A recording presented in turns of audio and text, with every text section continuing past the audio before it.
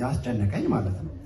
በኋላ ከፍቼ ሳነበው የመጽሐፉን ክፍል 3 አይነት ሰዎች አየሁ። እኔ እውነት ለመናገር ይሄንን ለማለት ከናንተ ምንም ምሻል አይደለሁም። በጣም ትንሽነት ይሰማኛል፣ ግን የገባችኝ ነገር ስለጻፍኳት ነው። ያየሁት ምንድነው? አንደኛ ኤልያስን አየሁ፣ ሁለተኛ ኤልሳን አየሁ፣ ሶስተኛ የነቢያት ልጆች ደግሞ የሚባሉ አሉ እዛው ክፍል ላይ ማለት ነው። ኤልያስ የሚሄደው ነው። ኤልሳ ለመቀበል ተጠግቷል። የነቢያት ልጆች ግን የሚገርመው እሱን ክፍል ቤታችሁ ገብታችሁ ታነቡታላችሁ። የነቢያት ልጆች የሚባሉት የኤልያስ መሄድ ገብቷቸዋል፣ ትንቢት ይናገራሉ፣ ግን መንፈሱን መውሰድ አይፈልጉም።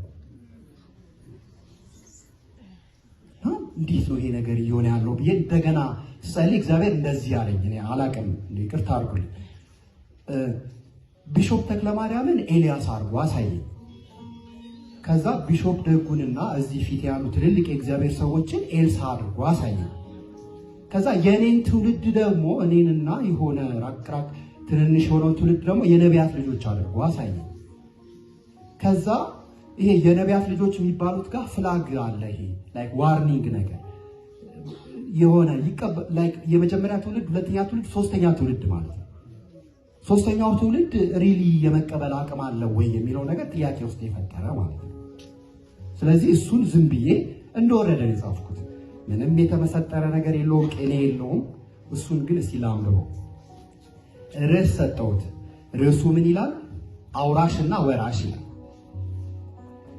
ኤልያስ እግዚአብሔርን ሲያገለግል ኖሮ ዘመኑ ሲደርስ እረፍቱ ተቀጥሮ ያሳርፈው ሲያስብ አምላኩ ሊወስደው በክብር ሊያኖረው እሱ እንደወደደው ራሱን አዘጋጅቶ ስራውን ጨርሶ ለመሄድ ሲዘጋጅ ለወራሽ አውርሶ ኤልሳ ተጠግቶ አብሮት እየኖረ በኤልያስ እጅ ላይ ውሃ እየጨመረ ፈለጉን ሲከተል ሲተጋ እየኖረ መንፈስን የሚለይ ታላቅ ሰው ነበረ። ኤልያስ ሊወሰድ እንደሆን ተረድቶ አልለይም አለ እጅግ ተጠግቶ። መሄዱን ሲሄድ ጊዜው ከደረሰ ሩጫውን ጨርሶ ስራውን ከጨረሰ ኤልያስ ቢሄድም አይሂድ ያ መንፈሱ ወራሽ ወርሶት ይስራ በእጥፍ ከእሱ። ከኤልያስ መሄድ ይበልጥ የሚጎዳው መንፈሱ ከሄደ ነው ማያወላዳው። ይህን ያስተዋለው ኤልሳ በዘመኑ መንፈስ ግን አውርሰኝ አለው አሁኑ ነው። እግዚአብሔር ልኮኛል ከጌልጌላ ቤቴል እባክህ በዚህ ቆይ ያው ስለምቸኩል ቢለውም ኤልሳ እምቢ አለ። በኤልያስ አምላክ በራሱ እየማለ በዚህ ቆይ አትበለኝ፣ እዚህ ቅር አትበለኝ፣ ካንተ የምፈልገው ብዙ ነገር አለኝ። አለቅህም ብሎ ቤቴል አብሮት ሄደ፣ ሲለየው መንፈሱን ሊወርስ እየወደደ። ወደ ቤቴል ወርደው አብረው ሲጫወቱ የነቢያት ልጆች ወደ ኤልሳ መጡ። ጌታ ሊወሰድ ነው፣ ይህንን አውቀሃል ወይ? ዝም ብለህ መከተል መርጠሃል? ምንም ሳትቀበል ከሸኘህ በባዶ ለእስራኤል ውርደት ነው የዘላለም መርዶ። መጎናጸፊያውን ተቀብለህ አስቀር፣ አለበለዚያ ግን ይከብዳል የቀጣዩ ነገር። ኤልሳ ሁኔታውን ሳይነግሩት ተረድቶ ኤልያስ ላይ ተጣብቋል ለመቀበል ጓጉቶ። የነቢያት ልጆች መወሰዱን ቢያውቁም መንፈሱን ለመውረስ ግን ከቶ አልጠየቁ። ሊሄድ ነው ብቻ እያወሩ መንፈሱን ለመውረስ ትንሽ ሳይሞክሩ ትንቢት ተናጋሪ ብቻ ሆነው ቀሩ። ትንቢት የሚያናግር ጉዳዩን ተረድቶ መጎናጸፊያውን ቅባቱን ግን ረስቶ እንዲህ ያለ መንፈስ ዛሬ አይሁንብን፣ መንፈስን እንውረስ ቀደምት የአባቶች። አይሆንም፣ በጭራሽ አይሆንም፣ ያለ አባቶች መንፈስ አይከናወንም። ኤልሳ ይህን አውቋል፣ ቀርቧል፣ ተጠግቷል። መንፈሱን ለመውረስ እጅግ በጣም ጓጉቷል። የአባቶች መንፈስ ጥቅሙ ገብቶታል። ኤልያስን ሳይለይ አጥብቆ ይዞታል። ኤልያስ ልኮኛል፣ እግዚአብሔር ልኮኛል ወደ ኢያሪኮ፣ እባክህ በዚህ ቆይ ቸኩላለሁ እኮ። እዛ የምሠራው ሥራ ታዝዣለሁ፣ አንተ እዚሁ ቆየኝ ተው አደክምሃለሁ ቢለውም ኤልሳ እምቢ አለ። አሁንም በአባቱ አምላክ እየማለ በዚህ ቆይ አትበለኝ፣ እዚህ አትበለኝ ካንተ የምቀበለው ብዙ ነገር አለኝ። ከቤቴል ተነስተው እየተጫወቱ ወራሽና አውራሽ ኢያሪኮ መጡ። የነቢያት ልጆች በኢያሪኮ ያሉ ወደ ኤልሳ ቀርበው እነሱም እንዲህ አሉ፣ እግዚአብሔር ጌታህን ይወስደዋል ዛሬ፣ ይህንን እወቀው አይደለም ለወሬ። ምንም ሳትቀበል እንዲያው ከሸኘኸው ሕዝብህን ከመቼም በላይ በደልኸው። ተጠግተህ አስቀር መጎናጸፊያውን መንፈሱ ያለበትን ድንቅ የሚሠራው። የኤልያስ መሄድ ግድ ነው የማይቀር፣ ግን መቅረት አለበት ከሱ አንድ ነገር። ለእስራኤል ማሸነፍ የሚሆን ለድሉ፣ ለሕዝቡ መጽናናት ለጠላት በቀሉ የሚወረስ መንፈስ ኤልያስ ውስጥ አለ፣ ለትውልድ የሚተርፍ እየተቀጣጠለ። አውቃለሁ ተረድቼዋለሁ፣ እናንተ ዝም በሉ እኔ አጥብቀዋለሁ።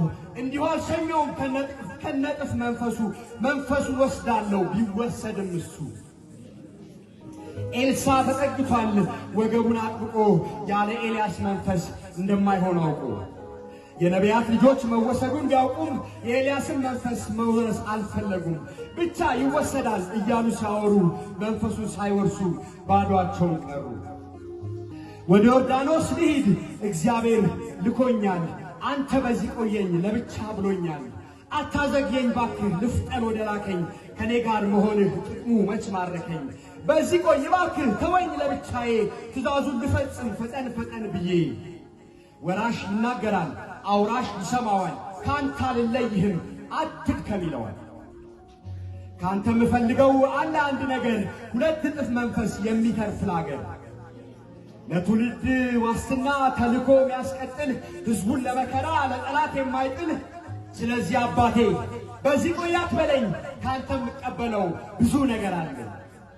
እባክህ አትበለኝ በዚህ ቆይ አትበለኝ፣ መሄድህን ባውቅም ካንተ ጉዳይ አለኝ።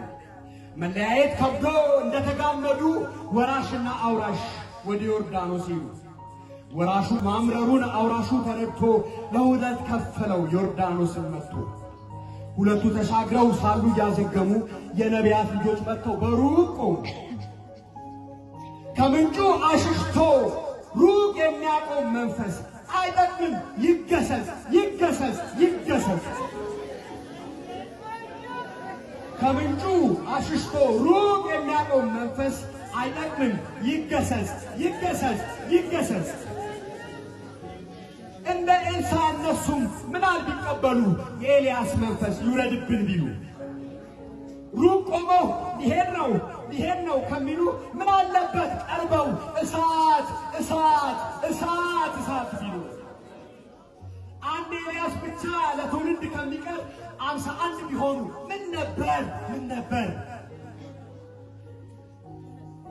መንፈሱ እንደው አያዝ ለሁሉም ይበቃል። አለማወቅ ክፉ ቅባትን ያስንቃል።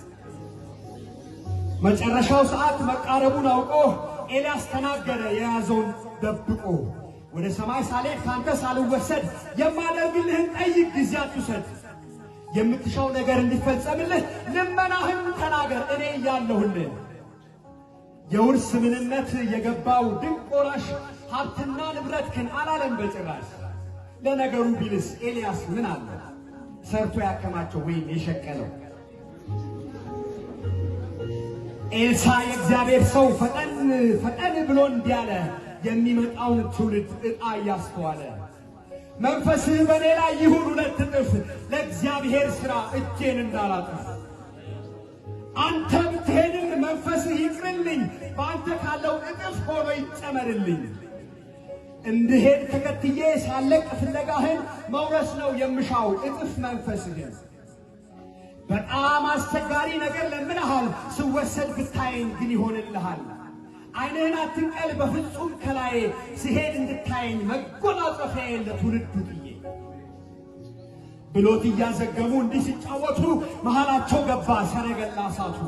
ኤልሳ ኤልያስን እጅግ ተጠግቶ ንፋስ እስካይገባ ቀዳዳውን ዘግቶ፣ የእሳት ሰረገላ መሃላቸው ገብቶ እስኪለያያቸው ኤልያስን አንስቶ ይዞት ስለነበር ኤልያስን አጥብቆ ሰው አለያቸውም ኤልሳዕን አላቆ። ኤልያስ ሲወሰድ ትኩር ብሎ አይቶ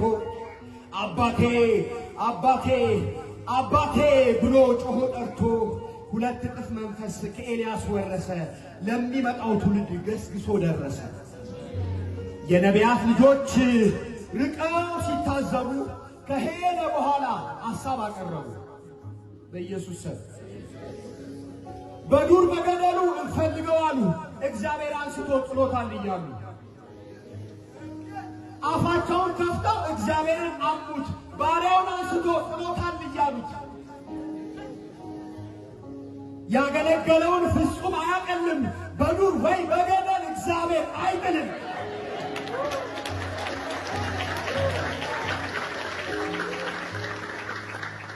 ያገለገለውን ፍጹም አያቀልም። በዱር ወይ በገደል እግዚአብሔር አይጥልም።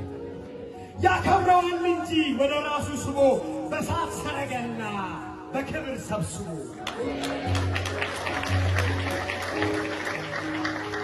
ኤልሳ እስከሚያፍር ነዝንዘው ለፍለጋ ወጡ። ባዶ ራእይ ይዘው በኢየሱስ ስም ኤልሳ እስከሚያፍር ነዝንዘው ለፍለጋ ወጡ። ባዶ ራእይ ይዘው የነቢያት ልጆች ፍለጋ ተነሱ። ተራራ ገደሉን ዱሩን ሁሉ አሰሱ። ቢፈለግ ኤልያስ ግን የለም። አምላኩ ወስዶታል፣ አርፏል ለዘላለም።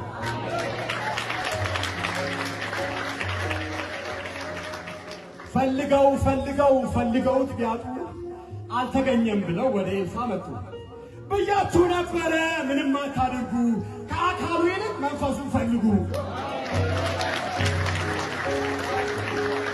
ብያችሁ ነበረ ምንም አታድርጉ፣ ከአካሉ ይልቅ መንፈሱን ፈልጉ።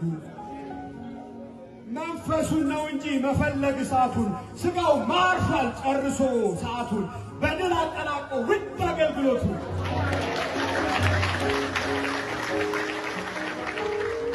ስጋን የሚያስፈልግ መንፈስን አስትቶ የነቢያት ልጆች ፉከራ ቀረርቶ አይጠቅመንም ይራቅ ከዚህ ትውልድ፣ ይልቅስ ለአባቶች መንፈስ እንማለት። ሁለት እጥፍ ሆኖ ይረፍ በእኛ ላይ ስቦ እንዲያወጣን ወደ ላይ። የዚህ ዘመን ሙሴ ተክተው ለትውልዱ ስራቸውን ጨርሰው በክብር ቢሄዱ ማነው ወራሻቸው መንፈሳቸውን አንሺ? ብርቱ ለብዙ ሕዝብ ደካማውን ለሽ እንዲሆን የሚመኝ ቅባቱን የሚሻ ጸንቶ የሚከተል እስከ መጨረሻ ማን ነው አቤት የሚል የዚህ ዘመን ኤልሳ የአባቱን አደራ ፍጹም የማይረሳ መዳንን ያፈራ የዘመኑ ተክል ሰፈር ያልገደበው ዓለምን የሚያክል መዳንን ያፈራ የዘመኑ ተክል ሰፈር ያልገደበው ዓለምን የሚያክል ዘር ያልቆነጠጠው ክርስቶስን ለባሽ ሰምተው ለታዘዙት ክርስቶስን አልባሽ ዘር ያልቆነጠጠው ክርስቶስን ለባሽ ሰምተው ለታዘዙት ክርስቶስን አልባሽ ወራሽ ይፈልጋል ዛሬም በዚህ ትውልድ ለዓለም ሁሉ መዳን ተግቶ የሚማልድ ሊሆን የቆረጠ የዘመኑ ኤልሳ መንፈሳቸውን ወርሶ ለትውልዱ ይነሳ። ተልኮ ይቀጥል የወንጌሉ ሥራ ኢየሱስ ይሰበክ ለዓለም ሁሉ ይወራ። እኔ በበኩሌ መውረስን እሻለሁ፣ የአባቶቼን መንፈስ እጥፍ እመኛለሁ። ምድር ላይ እንዳለ እንዳንድ ተራ ሰው መሆን አልፈልግም ድካም የወረሰው። አባቴ ላለሁ የእሳት ሰረገላ ፈረስ እመኛለሁ። አለበለዚያማ እንዴት ችለዋለሁ? ልክ እንደ ሌላ ሰው ሆኜ ይገኛለሁ። ምርጫዬ እሳት ነው፣ ምርጫዬ ኃይል ነው፣ ምርጫዬ ጸጋ ነው፣ ምርጫዬ ቅባት ነው። ወደድኩም ጠላሁም እኔ እንደ ሌላ ሰው ጭራሽ አይደለሁም። ምርጫዬ እሳት ነው፣ ምርጫዬ ቅባት ነው፣ ምርጫዬ ጸጋ ነው። ወደድኩም ጠላሁም እኔ እንደ ሌላ ሰው ጭራሽ አይደለሁም።